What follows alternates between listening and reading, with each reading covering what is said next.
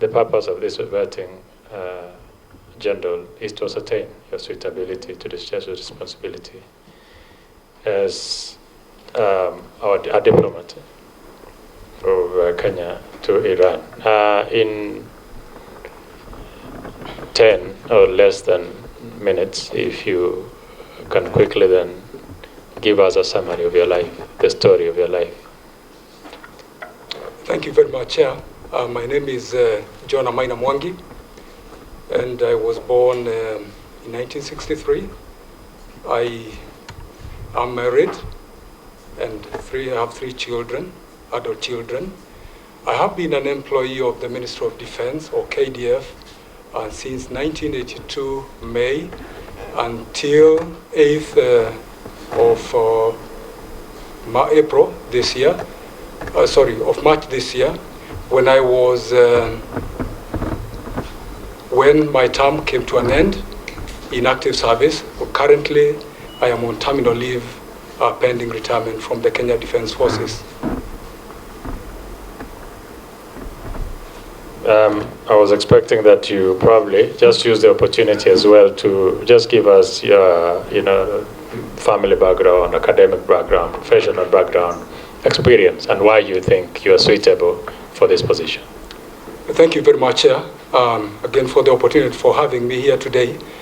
I believe I am suited for this position because in my service in the KDF, spanning over 42 years, I've had exposure to leadership and also to representing Kenya in various defense diplomatic assignments, as well as representing the Kenya Defense Forces in situations where leadership was required in operations, in training, and I've also had opportunity to work very closely with government ministries in various aspects of security, mostly in sorting out issues that are complex, issues that are, overarching in the area of security.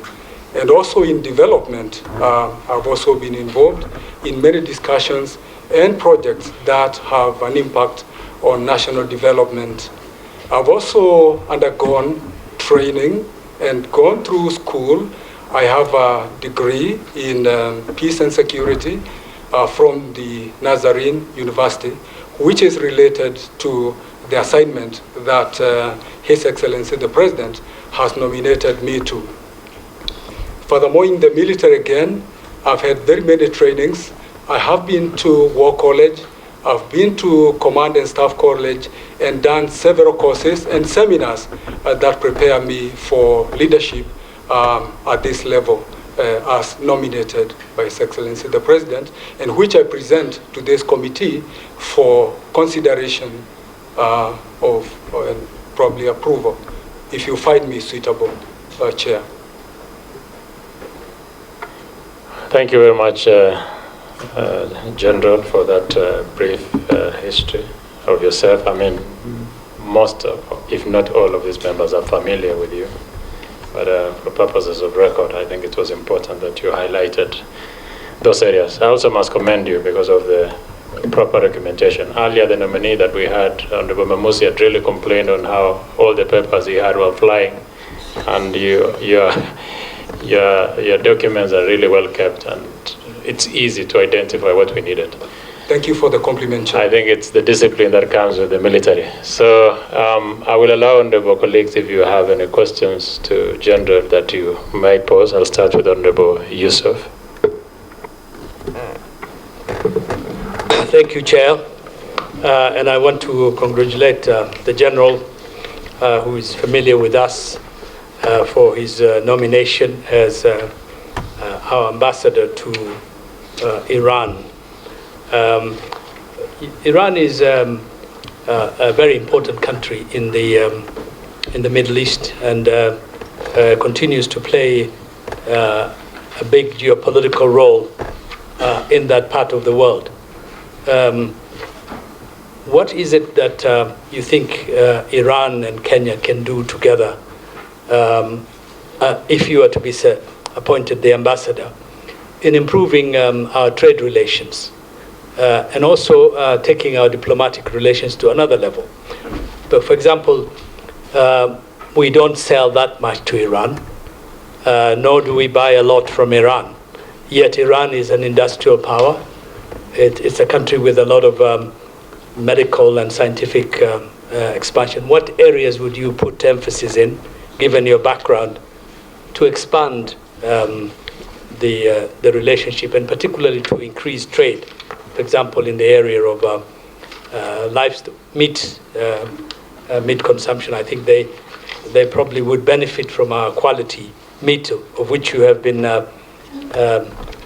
kind of oversighting through the Kenya Meat Commission, for example. And then the second thing is that Iran is also a controversial country, given the fact that now it is playing a big international role in the Middle East vis-a-vis a lot of the things that are happening in the Middle East, in Iraq, in Israel, Palestine, Saudi Arabia. How can we benefit diplomatically from that influence that country has to the benefit of Kenyans? Thank you. You may respond, General. Well, thank you, Chair. To respond to Mheshimiwa's question, Chair, there are opportunities in Iran. Iran has a population of 88 million or so people. And in my little research that I have done in recent days, is that we sell tea to Iran. And before 2022, we are only selling about tea worth about 500 million shillings. But within the last 2 years or so, that has hiked to about 4 billion shillings, meaning there are opportunities in that country. Because if this has happened within the span of only 2 years, what else more can we be able to do? Again, Iran sits at the center of many other countries around it. With a population of nearly 300 million people, can we use Iran as a hub to be able to trade with the neighboring countries? I think that is an area that we can be able to explore. The other area, Chair, that probably we have not exploited as much is in the area of education. I was looking at the information that is available, some desktop research, and found that we don't have as many students in Iran as probably we ought to. One thing I've also realized is that they have a very, very advanced healthcare infrastructure and institutions which we can be able to benefit from. So my duty, once I settle down and with your approval, is that I'll be able to look at all those areas: education, health, in terms of manufacturing, in terms of Iran is also a producer of steel and many other things. Actually, it is also a leading country in terms of oil. I know Iran at the moment is under sanctions, and therefore, I think there can be a conversation. How can we be able to have that discussion with the people that control international transactions to be able to see which of these commodities or areas can be exempt from maybe too much scrutiny. And I'm looking at the area of agriculture, and Honorable Mheshimiwa is right in that meat is an agricultural product which is not necessarily under sanctions. Perhaps that the issue might be, how will we be able to pay for this? And there is always a silver lining in every cloud, in the sense that there can be arrangements for barter trade if direct payments will not be possible. Can we arrange for certain products to be exchanged so long as they fall within those areas that are not under sanctions? The other one is about the Iran occupying a controversial position in the Middle East. I think Iran, like any other country, is free to pursue its interests. Then, if that is the case, if they are pursuing their own interests, how can we be able to look at what they do, what they're interested in, and look at our interests? Where do we converge? I think we might not differ in every aspect. There are areas that will converge. There are others also that we may diverge. we can actually focus on those areas where we have converging interests and have a conversation. How can we be able to tackle certain areas, particularly those that are security oriented? And our concern should be actually to de-escalate, because at the moment the Middle East is actually very volatile. Can we be able to see in advance, because all the information that we need is available, can we be able to see those areas that they're interested in, and you have a conversation, how can we approach that without hurting other interests of our other friends? I think that is what I have to say about that. You have a follow-up? I thank the General for his answer, but on the issue of trade, for example, medical tourism, trade like meat trade, and then also general tourism, one of the major problems we have is that there is no direct flight between Kenya and between Nairobi and Tehran, for example. Is there anything you think you could do if you were appointed to this position to change that situation? Because that certainly would have great potential for advancing the points that you have raised about improving trade and agriculture and so on. Thank you, Chair. To my understanding is that Iran and Kenya have a bilateral air services agreement, or MOU, but how to actualize that? That should be the issue, because do we have enough traffic on either side to enable direct flights to Iran and from Iran to Kenya? Are there any other international considerations that need to be put in place so as to be able to work out an arrangement where we can have direct flights either way? I think those are the things that I would, as an ambassador, if given that opportunity, would be able to look into and be able to advise with the Ministry of Foreign Affairs and all other interested stakeholder ministries on how probably we can be able to approach this. Any other member was a question? Honorable Kirima. Yes. Thank you. Thank you, Chairman. Congratulations, General Mwangi, for your appointment as our ambassador to Iran. Thank you very much. My humble question is that you know very well that Iran is accused by Western countries as a state which supports terrorism in one or the other, especially when it comes to ISIS. And these are extremist groups like our neighboring groups here in Somalia, and Hezbollah and the rest, and Hamas. And those countries which accuse Iran too are countries which we relate to very well, and sometimes we depend on them economically, or they are trade partners to us. And now you are going now to that good country called Iran, which you see that now is pulled forward and back, especially when it comes to international relations. For as it is now, Iran is accused by Western countries of supporting the invasion of Ukraine by Russians. They're even accused of supplying drones and missiles.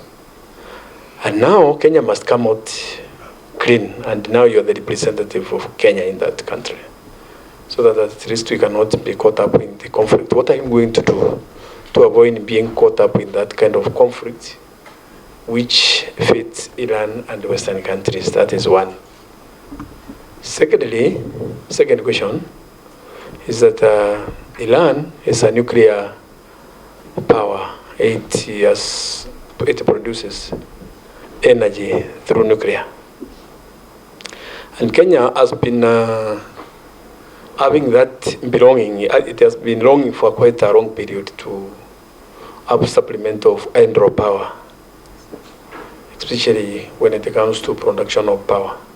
And production of power through nuclear is green and elevate the climatic conditions and the surroundings environment.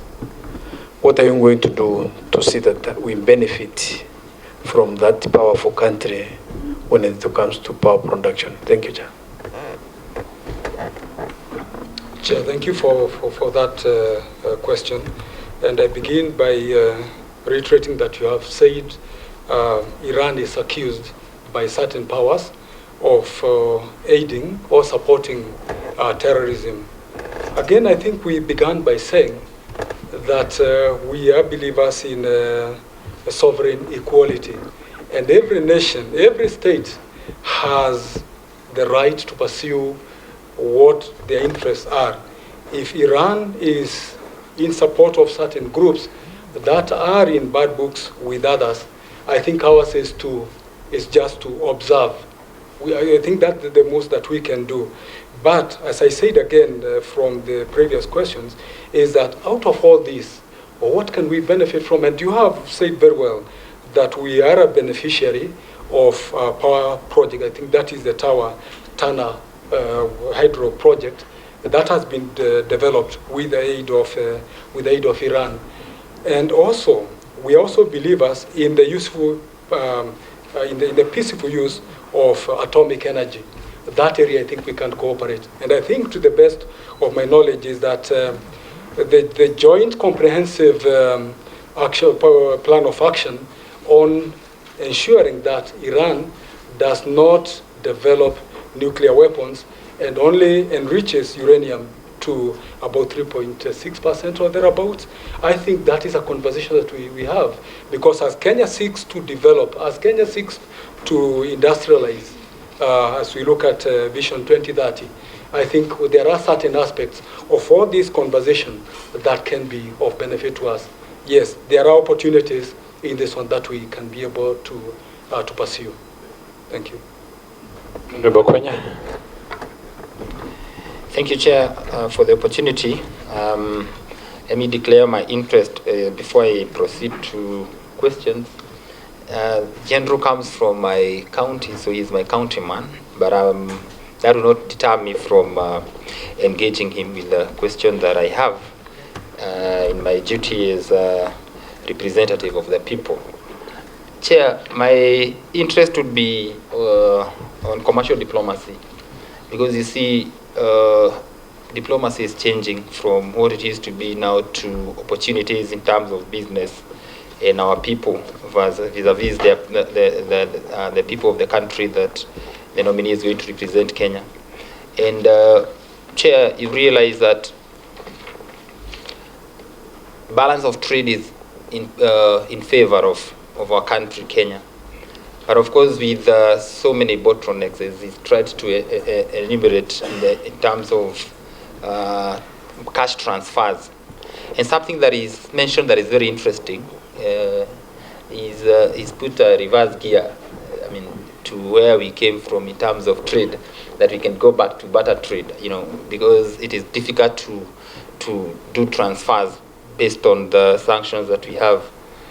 And I would want to hear more from the nominee, because you realize there's so much that we can import from Iran, and we have so much that we can export to Iran as well. But now, because of the sanctions and the bottlenecks that we're talking about, it is not possible.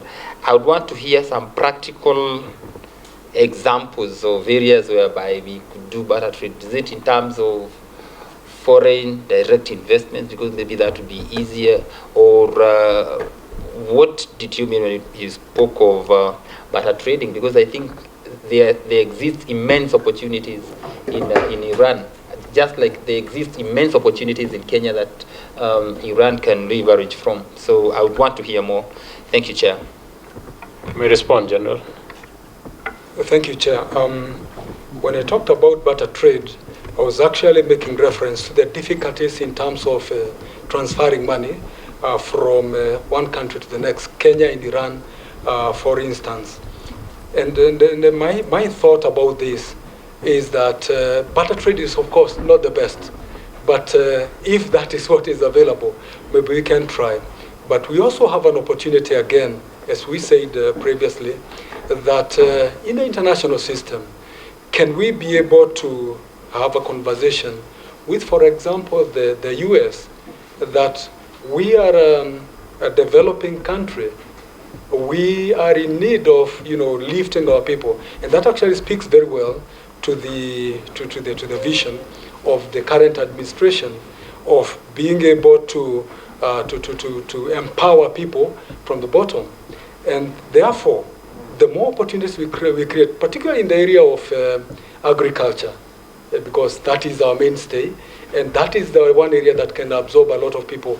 Can we have a conversation, a very, very candid conversation, not necessarily in the public, but one-on-one with, for example, the US. This country is under sanctions. Can we have items A, B, C, D to be exempted, and where we can be able to transact directly without hurting, international peace and security? It's a tough calling, but I think it is doable. And I'll be able to pursue that once given that opportunity by this committee. Best of luck. Honorable Brigadier. Okay, thank you, Chair. First of all, let me introduce myself. I came in late. My name is Honorable Brigadier Mohammed, Member of Parliament, the Brigadier Conference, and member of this committee. Welcome, General. Mine is on international stage. Iran is considered by many Western countries as a hostile country. And as you said, Iran is under sanctions. What can you do to ease this hostility between Iran and these other countries that consider it hostile, for whatever reason?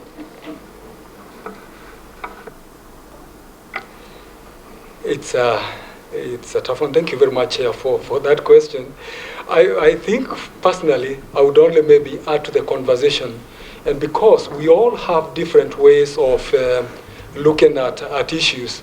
For example, in an area where you have conflict, there's one side, and it is commonly said that a terrorist in one's eye, in a particular individual's eye, that's a terrorist. But from another perspective, that's maybe a liberation fighter. So I think mine would be to add to the conversation and try to see what is good in all this, and that if there's something good can come out of that, if we can also talk to other friends to be able to influence them, to look at this issue in a different perspective or in a different lens. But that would be my contribution, honestly. Honorable Memusi.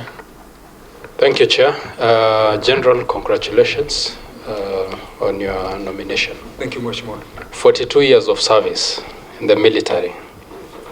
You're used to giving orders and sometimes receiving orders. Diplomacy is a different world, one that needs a lot of balancing, a lot of compromise here and there. Don't you think this is going to be difficult for you, given that your area is either give orders or take orders? And number two, in terms of economic diplomacy, you don't seem to have any business background. Of course, the military doesn't do any business. But here you're required to bring value for your country. How will you juggle this? Thank you. You may respond, General. Thank you, Mheshimiwa and Chair. I think in terms of how I'm able to transit from the military, the command system, into a democratic system, I think that is not difficult. For me, I think the more difficult thing would be able to navigate the complexities that the four honorable members have talked about. I think in terms of an engagement with people, I am a team player. And I said from the beginning that I've been engaged in leadership of many multi-agency teams, not necessarily talking about security, but even talking about other things. And also, I've said also that I have been a leader of, defense teams that have been negotiating within a very, very complex environment. So one thing that I bring on board is that I'm a team player.